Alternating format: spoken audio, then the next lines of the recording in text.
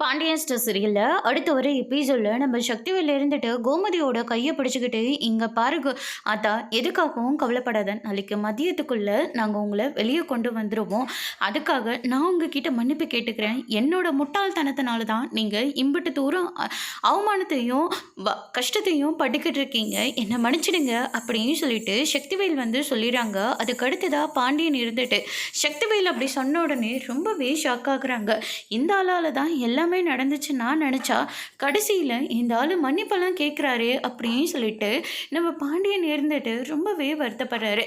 அதுக்கு அடுத்ததாக வந்து பார்த்தீங்கன்னா சரி ராஜியும் அரசியமாச்சு நீங்கள் காப்பாற்றினீங்களேன்னு அதுவே எனக்கு போதுன்னு நான் என் புள்ள பண்ண பாவத்துக்காக நான் இந்த தண்டனையை அனுபவிச்சுக்கிறேன். என் புருஷனும் நம்பி வீட்டுக்குள்ளே விட்டதுனால அவரும் இந்த தண்டனையை அனுபவிக்கிட்டோம்.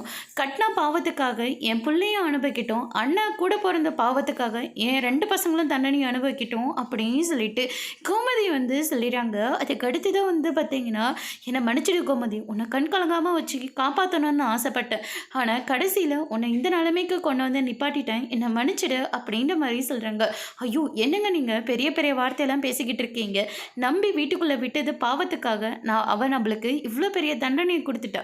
இனிமேல் அவள் கூட வாழணுமா வாழக்கூடாதான்னு நம்ம பையன் சரவணன் தாங்க முடிவெடுக்கணும். ஆனால் நான் சொல்கிறேங்க இனிமேல் அவளை என் மருமகளை ஒரு நாள் கூட நான் நினைக்க மாட்டேன் அப்படின்னு சொல்லிட்டு கோமதி வந்து சொல்லிடுறாங்க. அதோட இன்னைக்கான பிரம்ம முடிச்சிருக்காங்க.